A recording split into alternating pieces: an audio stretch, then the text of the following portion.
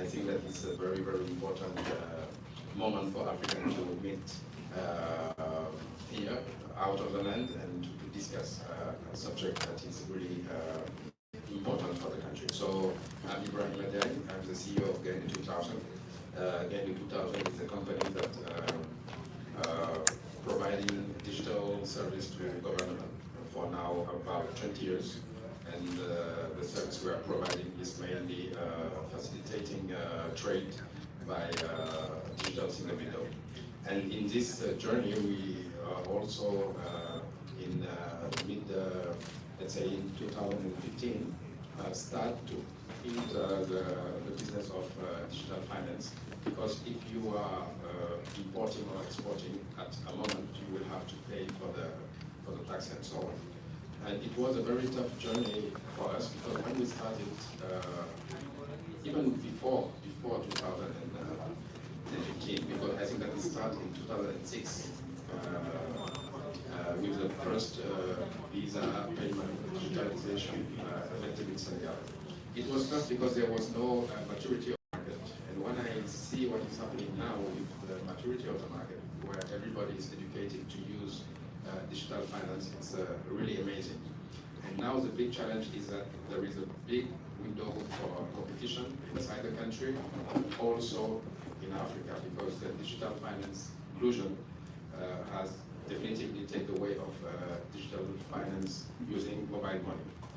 And the regulation is not at the stage that it is able to organize the competition properly. So we are in a situation that we definitively need to be very careful, because when you have a very competitive environment with very tough players, and you have the regulator who is not able to regulate properly, because it's a mix of consumer protection, a mix of finance, let's say the regulation, the central bank regulation, telecommunication regulation, and so on. So it's a mix of regulation for the competition of a very, very high speed increasing market.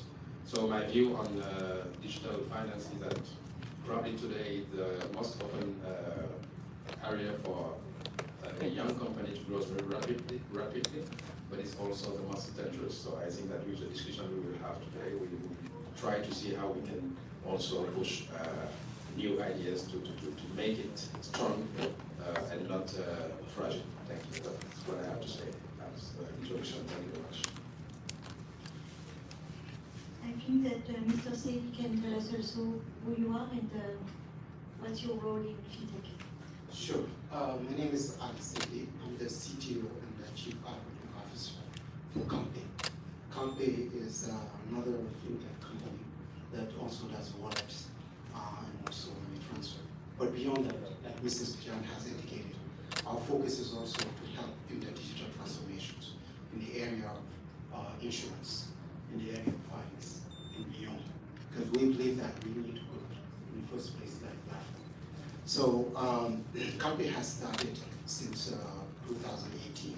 So our goal was to come with new technology, but also more importantly, being able to accelerate those technology.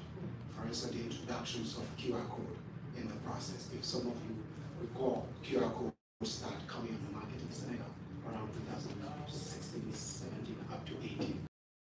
Common practice in all areas. So our role is to accelerate and also help build the bridges for these expansions that we talked about.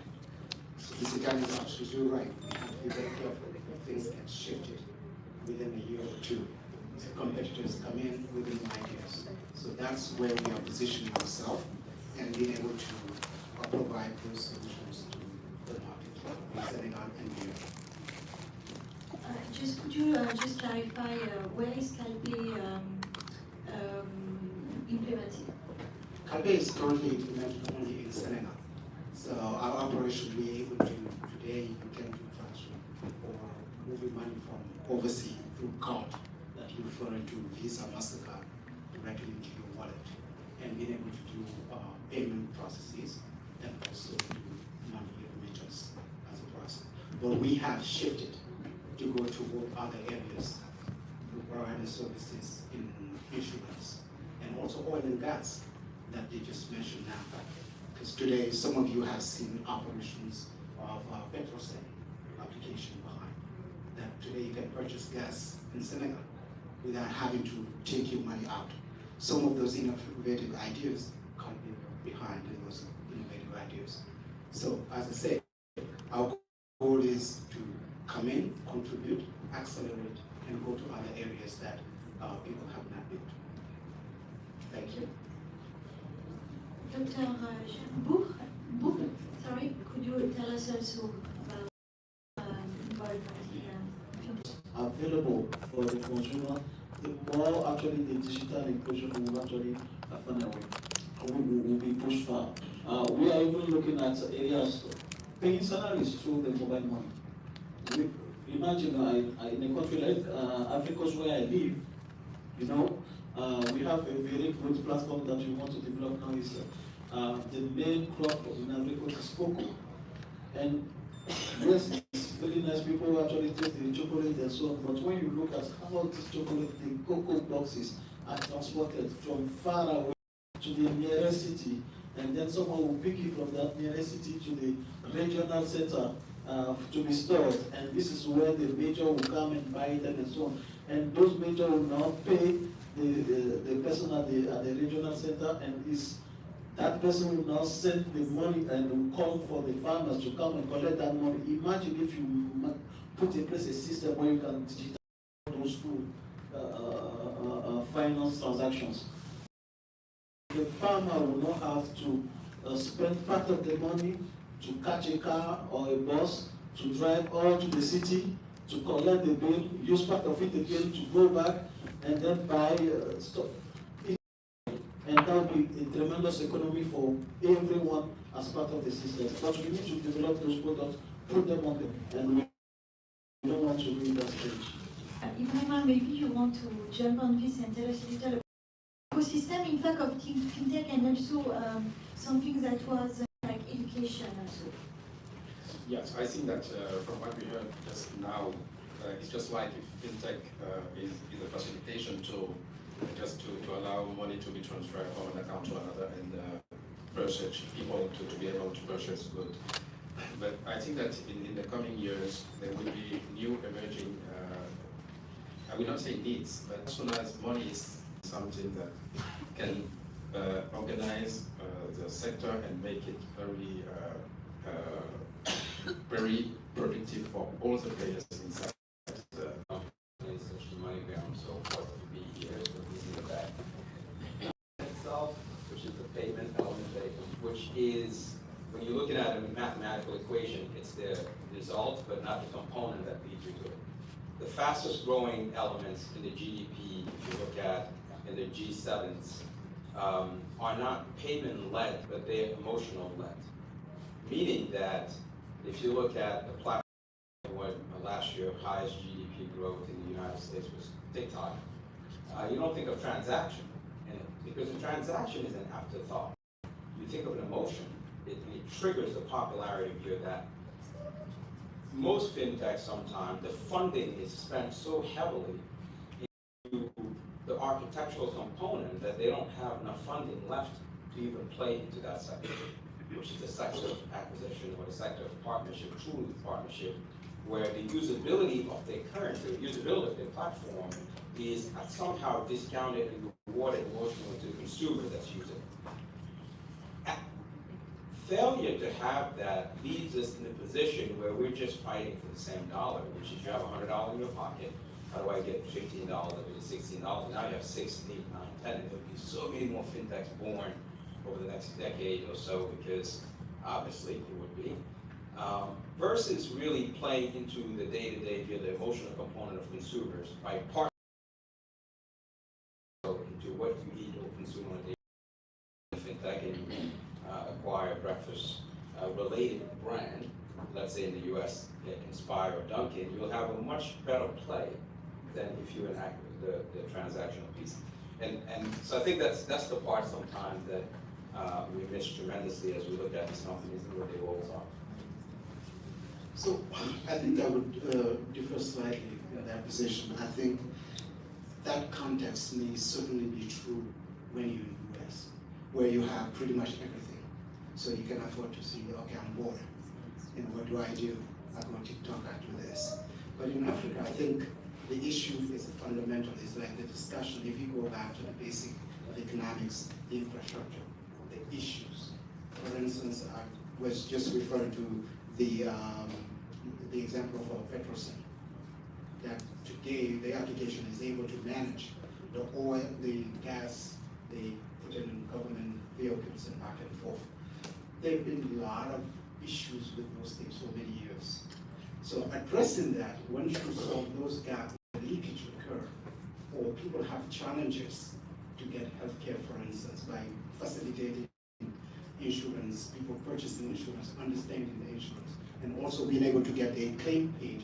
You have a car accident, we all know in Senegal, most part of Africa, if you have a car accident, they don't pay you right away. Because the process is difficult. People are not sure. How do you address that? So I think some of those fundamental problems, that's the challenge in Africa. Here, you don't have to worry about that. It happens in a minute, somebody's going to pay you back. You need your money, you need a payment, you could go to Senegal and give 7,000 francs. They tell you that they don't have it change. So what do you do? Now people are no longer motivated to purchase. Maybe they are not going the speed that you would like them to go, but it is not something that is in the air, is very much. Do you want to add something? Yeah, just real quick. Look, The mic.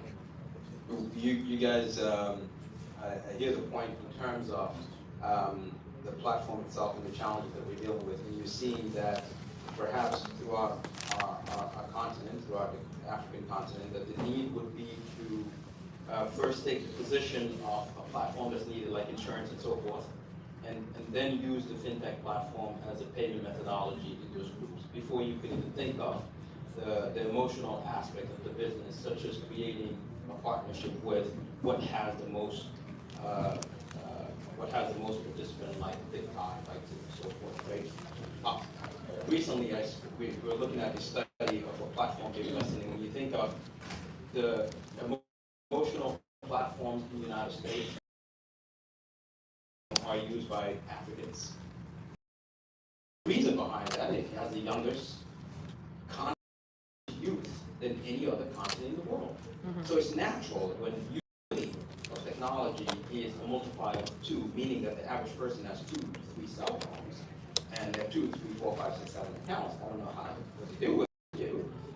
It's natural that this is a natural fit for them, and that these companies created from the United States are being consumed the most at such a large percentage in the African continent. So I think, yes, I agree that there are so many other platforms that are truly important, but each one of those is dependent upon the signature of one person, that president of the country, the senator of that country, and so forth. Respect them all, but this individual perhaps may delay the process. Whenever we invite regulators, I'm a believer that whenever you invite regulators, you're inviting slowness. And it's natural, even within the United States, regulators are considered the molasses of a process.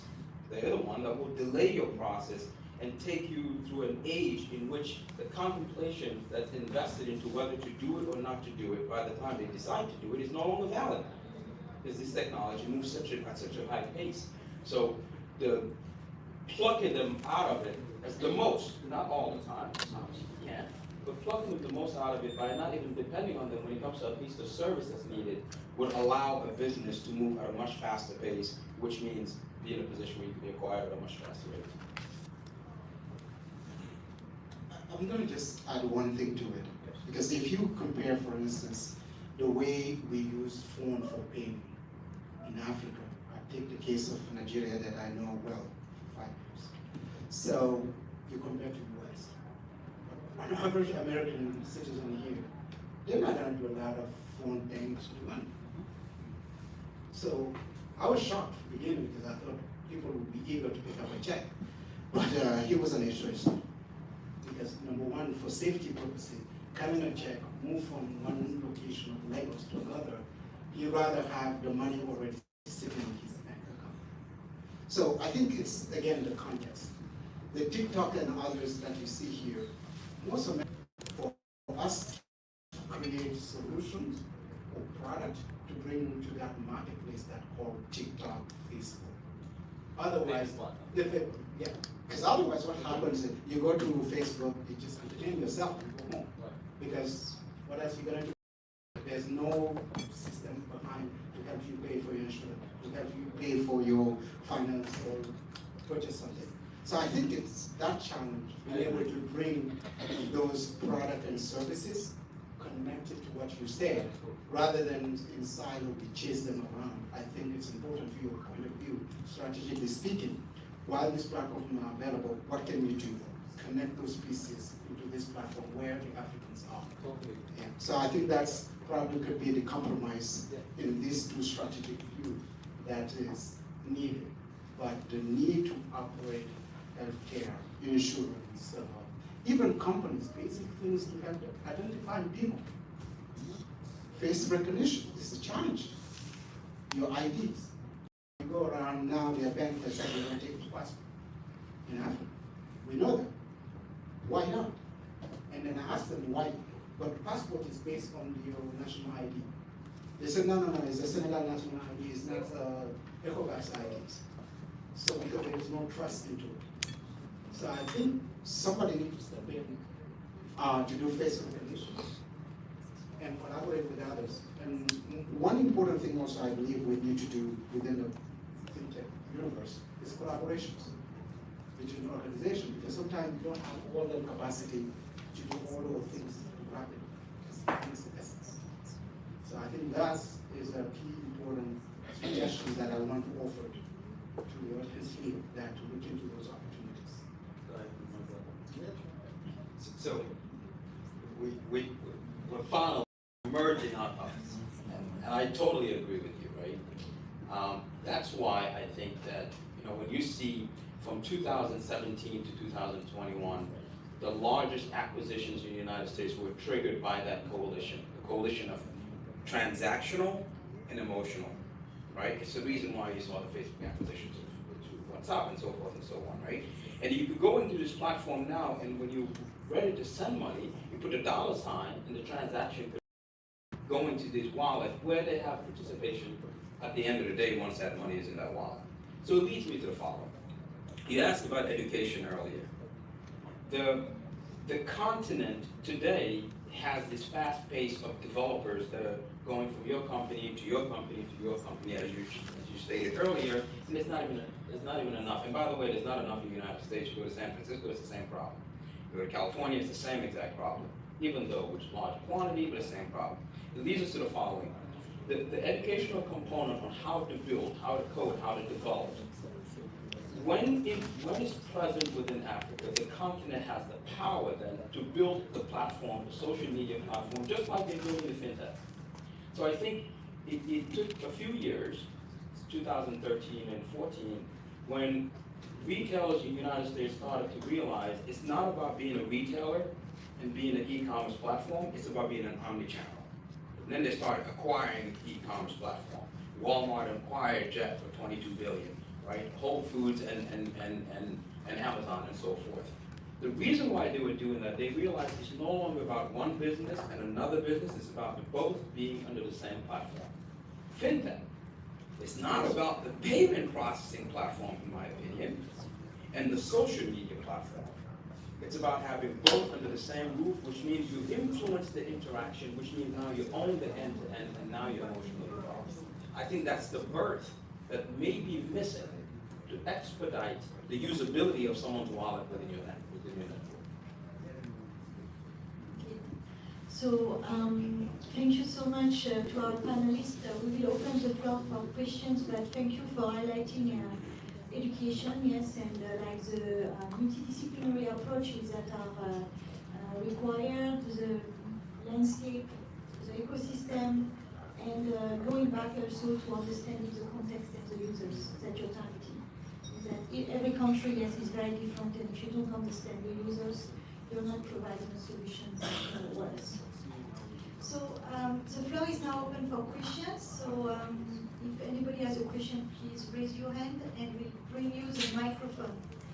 Can one of the volunteers please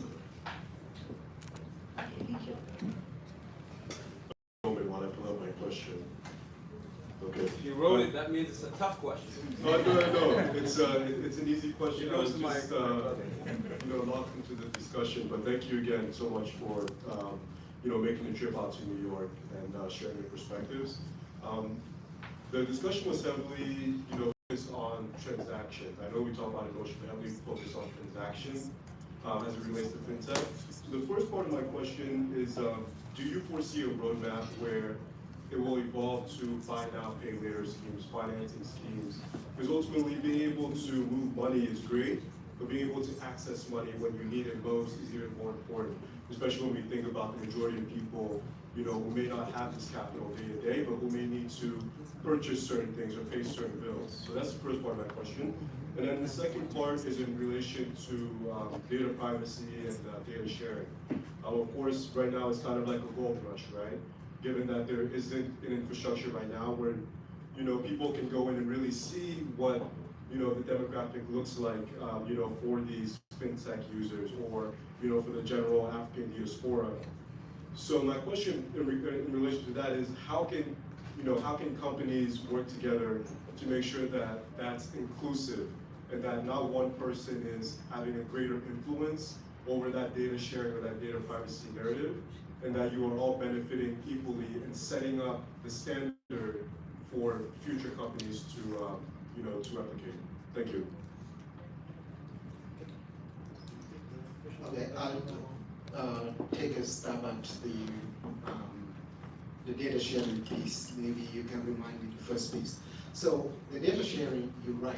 So the questions today, most people will tell you the challenge is what we call in Senegal, les clients. Orange have a set of customers. Wave has it, Calpay has it. But right now, you don't have that sharing capabilities. Why this is happening? I think there are probably two possibilities. There's a regulatory requirement because it's not clear who owns these plans. They are Senegalese, right? You find somebody who has a Wave app, Calpay app, Orange app, and so on and so forth. So if the regulation's been put in place to say that this data is a common data, that anyone who need, for instance, simple things most people will tell you. You asked Orange or others, I'm not trying to single out no one here, I'm just speaking as an engineer. You ask them to give you the API, the point of access. Some, you gotta pay, others will say no, or they don't want to talk to you, they ask you many questions. It's not clear. But if we all go back to the basic things in IT, which is open sources, some of these things that we have everybody somewhere else. So I think regulations or even common agreement between the players would solve some of these data issues. If the government is not ready or they don't understand, so I think it's also the responsibilities of those players in the market to agree and have a framework on data that gets generated by Wave, by Calpay, by Orange, be available for everybody. Of course, we have to follow securities. So I think those are the key elements, is either regulations or people also, because sometimes we beat up on the regulators, but also we can make common decisions and being able to operate without somebody to regulate. I think that's an opportunity there to be able to manage this data, protect it, but make it more efficient for usage. So, I don't know if somebody want to take this again. No, I think you'll be quite clear on the data sharing. I think this is something that over time will need to be tackled definitely. And again, I'm coming back to what I was saying earlier, and that you summarize in one sentence. Sometimes if you wait too long for the regulators, then you'll be victim of, you have to work his speed. And no one to reach very quickly to some of those things because the world will not wait for you. So sometimes it's also our responsibility as fintech people actually to take responsibility, also to take the lead on some of those things. And also, now that decision is made, now bringing the curriculum, so this is the right way to go about this. Now coming back to your very first question, I think it is one of the things also that we need to have in mind. When you start as a fintech, you have to operate through approved financial institutions, which are banks normally at the beginning. Then West Africa, particularly the CFA zone, then you do an application to the BCAO, and BCAO will put you on scrutiny because there's some very rigid criteria that you need to observe before you approve. And after you pass through all those scrutiny and those audits, then you can probably be granted what they call the electronic money, how to call it, emitter, EMM. And get that license, then you are able to provide some financial services like normal banks, like loans, like giving grants, making credit, and this kind of stuff. We've just been granted that license. For example, we've just been granted that license in Senegal. And part of the thing that we are going to tap in the next future is how do we actually organize a kind of micro loan to some of the small employees or small businesses, for example. These are some of the things that we are actually looking at, and we have some pilots that so far are giving very great results. And Senegal, sorry for the Senegalese here, is a kind of laboratory for us. It's our lab. We test the things there. When it works, then we export it to the other markets. Okay, we all the Senegalese, you heard that. Every way will count. And that is why we are so dear to Senegal, because anything that works in Senegal, we believe have the capacity to be expanded. You know, we started in Senegal, we are now in Ivory Coast, we are now in Burkina, we are now in Mali. Once it's approved and accepted, then we know that we have a strong guarantee that this thing is working and so on. So not all the fintech, unfortunately, have that license from BCAO. The reason why not all of them have been able to develop this kind of product towards the consumers. But definitely, that is the future as well. Because remember again, at the end of the day, fintech is supposed to be a replicate of the but in a digital world. And this is where we want, that's our future, this is where we want to get to. Could I provoke something and then get yelled at? What I know, one provocation. The first payment, buy now, pay later, came from Australia, invested by Lone Star Funds about 4.5 years ago. And linked to Best Buy. Basically, at that time, Circuit City just exited the market, filed a Chapter 7. You have Best Buy with extra inventory that they bought for nothing, and they were trying to liquidate this inventory. So the relationship became as follows. By letting them know, if your consumer comes to us just for these specific items, not every single inventory that we possess, but just for these specific inventories, they could buy it now and pay in 4 installments. The default was close to 6.7%, meaning that almost 7% of people never finished the payment process. But what is the gain? In this case, inventory that was purchased for pennies on a dollar was able to move through the United States and in some cases shipped abroad, where the shipping cost was more expensive even than the inventory at the time. Stella is in the room. I remember when they were going through that exercise with the funding. But in general, because they skipped the right path, for lack of a better word, and they just used their own inventory and relationship to liquidate inventory, they were able to expedite this process, and now it's a normal thing. You go on a website, you buy it, it says, buy now 4 installment, buy now 6 installment, right?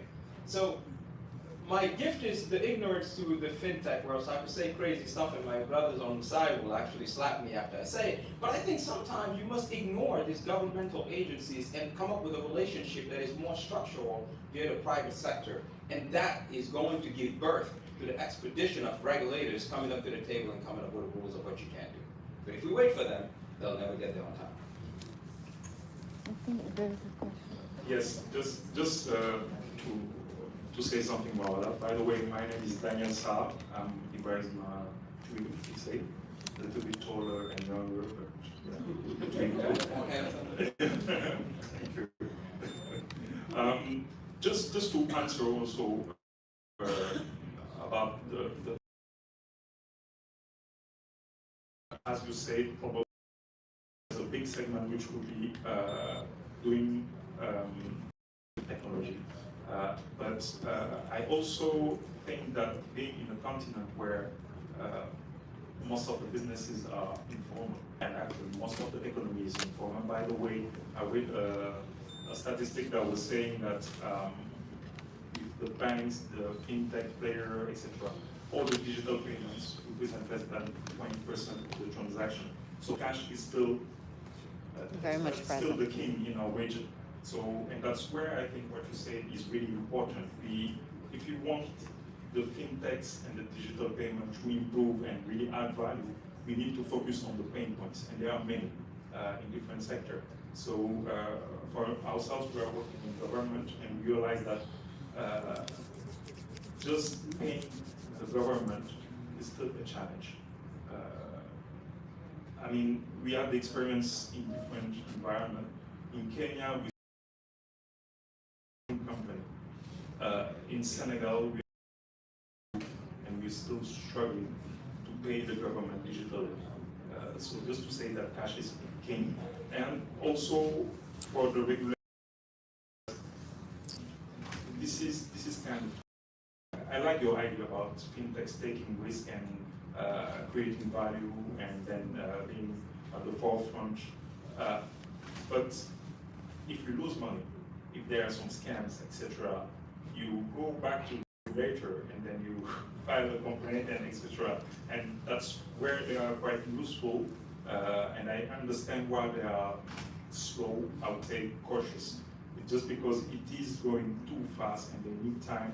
We need to kind of organize the sector and then build some new regulations that would allow to, to develop the fintech environment. But I think that the key will be focusing on pain point, and this pain point you can see that in e-commerce. You just gave an example about the gas.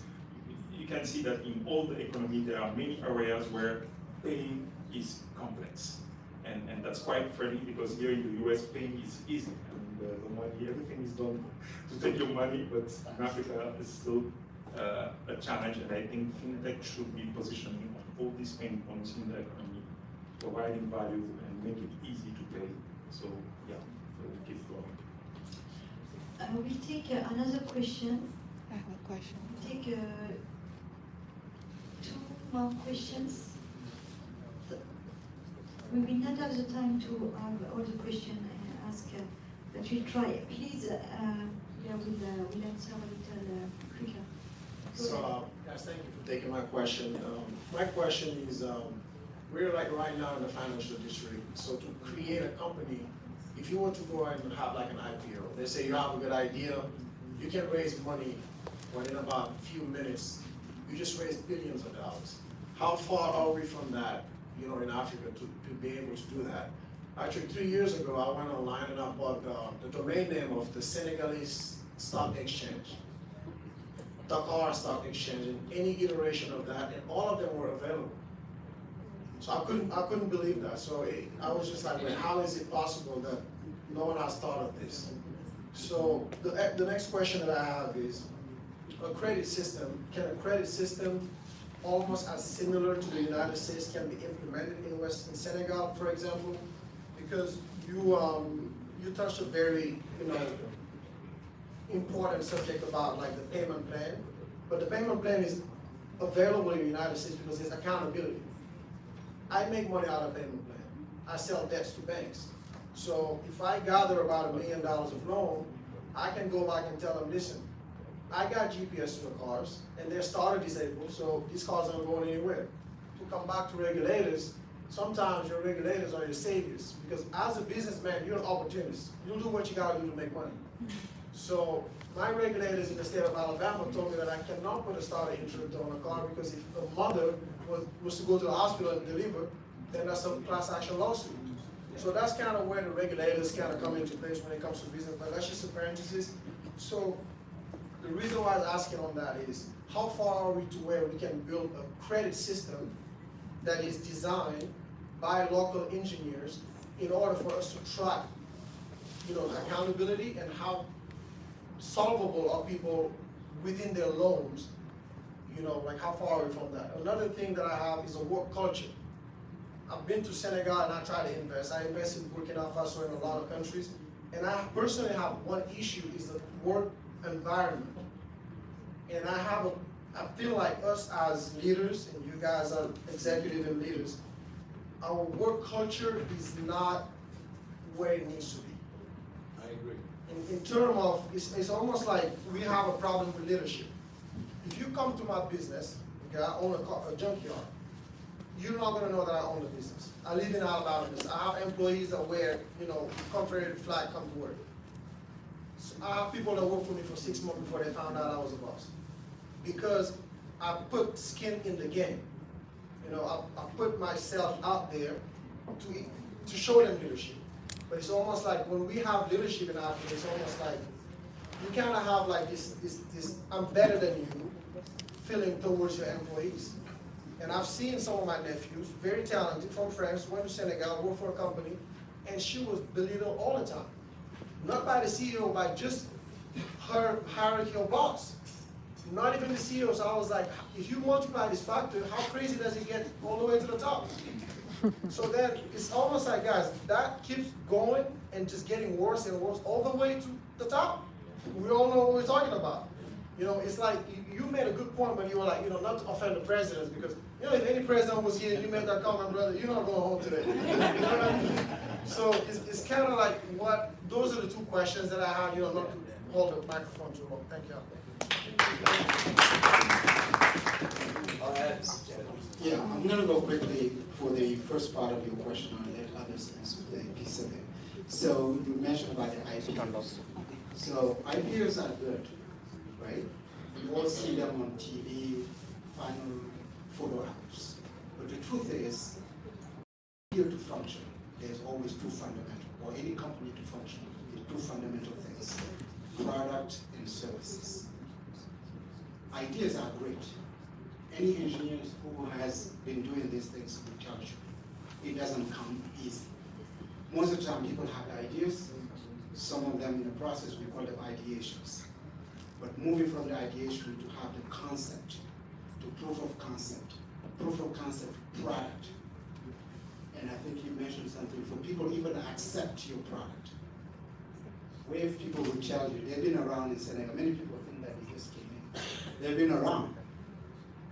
But it's a product and services you need to first have in order investors to say, yes, let's go for IPO. So in most cases, we have ideas, we have a company, we name it, we do a few marketing stuff around it. But if you go behind the scene, there's no true product that's scalable, sustainable. I'm talking purely engineering here, which is my background. So, and this is true everywhere. So I'm going to jump into rapidly the other issues of regulations, how come we can do all those long things. I believe there's an example in Africa people need to learn. We tend to overlook that for some historical reason. It's Nigeria. You go today in Nigeria, the banking system is almost transparent, totally transparent. They refund, start from zero. Everybody have to go back and come back. They know exactly. That's what allowed the banks to do that interoperability, because they restructure. It's like an accountant. They have this master account. They did everything to a level where it's totally transparent. Now you can do loans. You can do all those things. People can track them. Data is visible. But you need to restructure all those things in the first place, I believe. It doesn't have necessarily to be regulation, but system need to be put in place in order to take advantages of those things. That's being able to identify your citizens, the bank accounts, which is from bank A to bank B. How do you identify them? Today, even in Senegal, you go there, they give you bank account numbers. They're not necessarily all the same numbers. Some of them have 12 digits, some of them have this. They change everything. It's hard when you need to consume data from one system to the other. You can't. So, I got to add to my brother. Sorry, go ahead. No, that's fine. Just for the interest of time, I'm not going to come back to the question that's been already addressed. I'll just go straight to the credit one. How far are we to get the same credit system in the US and Africa? I think this is one of the things that we are slowly trying to tackle as well. But the challenge is, whether we like it or not, almost 70 to 80% of the businesses in Africa are informal. Those things are captured nowhere. So it's difficult actually to, it's difficult to build the credit system on an informal system. That's how the businesses work. So and this is where the interest of the fintech and digital economy is very important and strategic for the growth of the continent. Because with our wallet now, we have the possibility to start tracking. First, the challenge is what? Even the small businessman, you tell him, he knows what is his capital. He doesn't know, because there's no mathematics, there's no record of whatsoever. So the thing we are thinking of, what we are thinking of is, maybe we start using the digital platform. Then this guy will start having a kind of idea, how much do I process every day? How's the size of my business on a weekly basis, on a monthly basis? How much work do I do?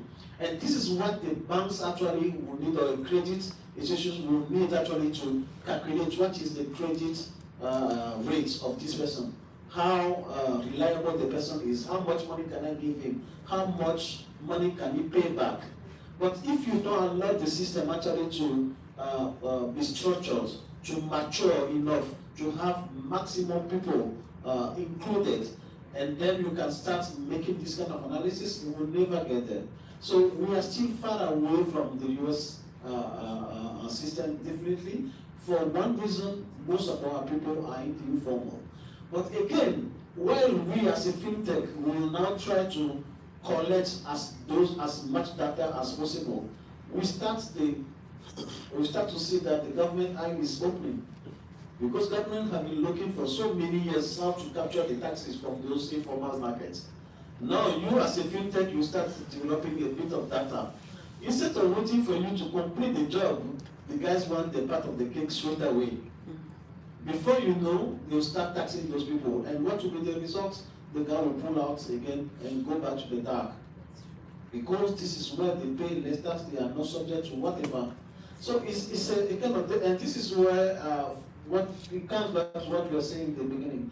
It is an ecosystem that needs to work hand in hand. Whether we like it or not, we put the latest technology in the market. If the government and the regulator does not trust and support you in that direction, you fail. The example we just gave in Nigeria, I recall 10 years ago in Nigeria, when what's the name of that guy in the central bank again? When he came and asked for that reform, he was nearly killed. Because people were looking at him, this guy is crazy, you want to put everything flat and start as fresh again. But today, they are seeing the benefits. So there's always a risk that someone and somewhere we need to accept to take, to make sure that we get to the level that we want the system to be, and then based on that, the foundation is solid enough that we start developing mass products. We can do more of emotion products. We can do more innovation. We can capture and we can do as much credit as we want, because we know that we have a full visibility of who are the clients and what is the rates of credit that they can support. I'm gonna add one thing. I wish this session was like 4 hours, because now you're asking a fun question. This is the part we should spend the most energy on, to be honest. But look, let me touch the IPO piece first. Today, out of the 12,000 plus private equity that exists in the United States, they're funding more than $1 trillion. Those are not IPOs. Those are individuals who see the benefit of what could happen. And I can't think of today many technological companies that started IPO, including even the Ubers of the world, right? Did 6 roundings of funds before they even went IPO, close to 37 months later. So the funding is available, and the IPO cannot be the dictator. I'm so glad you bought all the website, because on those domains, that was very smart. If you're willing to sell them for $1, I would love to buy them. but to the latter piece, I advised for President Paul Kagame of Rwanda, and me and Tidjane Cham. Tidjane Cham, I don't know if you guys know him, he's Swiss. And this is public knowledge, so I can share it.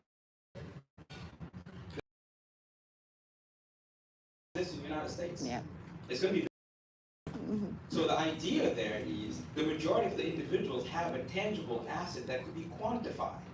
And if you could quantify it, then you loan them with this system up to 40% of that value. So the banks have a 60% delta of safety net, or the individual has a 60% delta of safety net. Now this is a theoretical phase, but what's exciting is that the birth of that thought is being given and existing now within Africa, and it's not diminished. Perhaps what happened to Social Security here in the United States, let's be honest, Social Security may be bankrupt anyway, so perhaps that's not the best platform to use as an example. Can I just make a statement? I'm not on the panel, and I don't have Yeah, a question. I have a question. I would just like to say that the credit system in the United States is not one to model, in my opinion. I agree with you. Okay, we'll take a last, Well, okay, the last question. real quick. What do you think it will take for African companies to lead the tech world in Africa? Because you spoke about Gainde Kalpe, but when we speak about Senegal, I don't believe that a Senegalese company is leading the tech. And how can we also use fintech to create more transparency and accountability in how the people's money is handled? Because in Senegal, we have a rainy season for 3 months, but we hear from the but that billions of dollars have been invested, but the problem is still there. And I think that people need to see where the money is going. So do you think that fintech can help make that happen? Yes, I would say absolutely yes. If you take the case of the solution we have developed with Petrosen, today the amount of liters of petrol or gas that government uses when Macky Sall traveling around Senegal, now it can be tracked. Before it's a piece of paper, you give it to one person, he said, okay, I presume this, but most of the time what happened, they sell it, right? They sell it.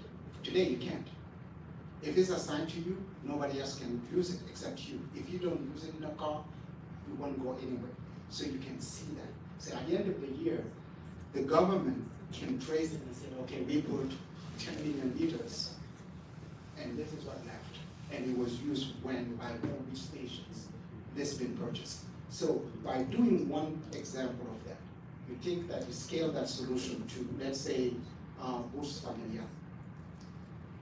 You can do the same thing using payment platforms, Wave or anyone, and being able to trace it to who we paid, what is left. Now you resolve that piece. So I think piece by piece, you look at those pain points on the government where there's no transparency. For instance, this flooding issue, the suppliers or the subcontractors that work on that project, their payment, you can have it run through these digital platforms there where the wave comes. And as soon you'll see transparency comes. Because now it's clear. And that links back to the example of Nigeria that I talked about. Because when they resolve the payment, you can pay people now with the papers, the digital transaction, digital signature. They can trace it, who received it, who paid it, when and how. So I think it's engaging through that process. I'm sure Uganda has a lot of opportunities in those areas. So as we do those things, I think the overall transparency will be resolved by itself. But we have to take one piece at a time and attack them and call more people to come in and contribute to those solutions. But yes, it's feasible because we have use case today that is working.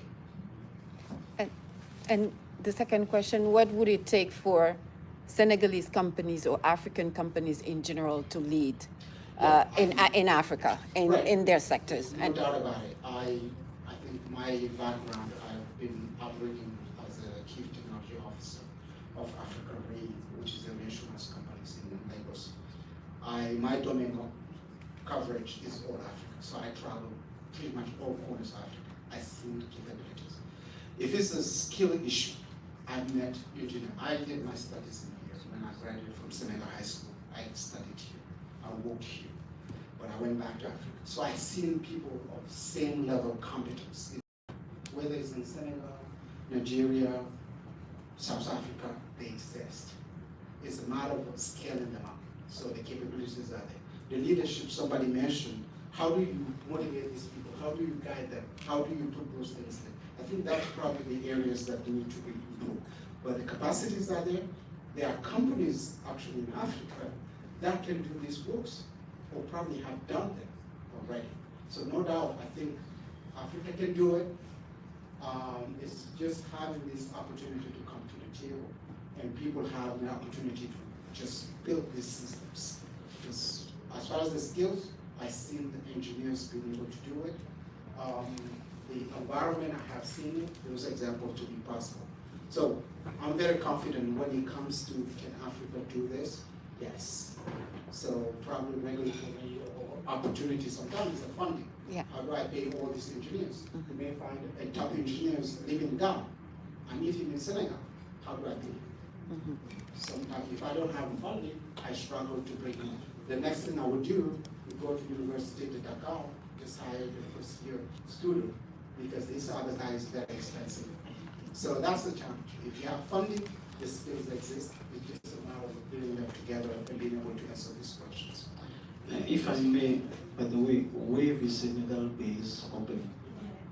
And yet we have been the one that have been able to raise the $2 million funding lastly. I think it was 2020.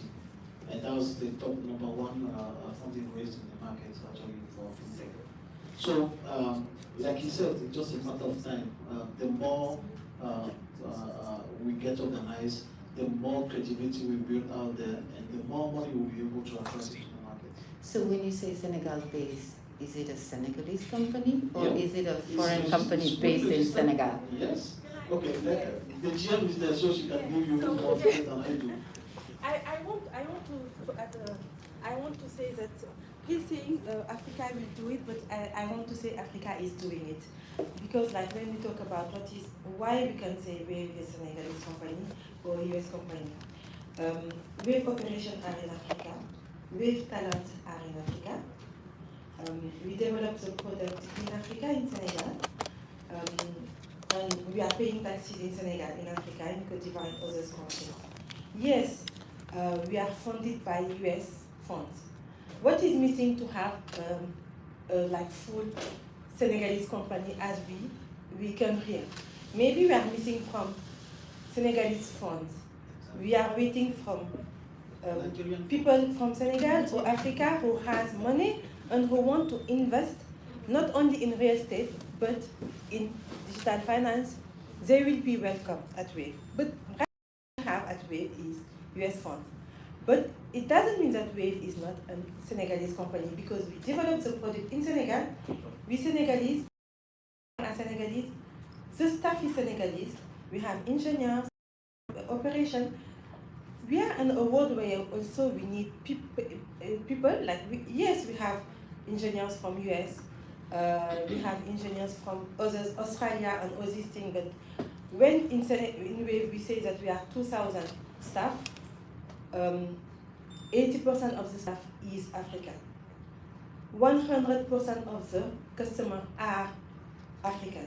So yes, Wave is an African company, Senegalese based. Only missing is African money.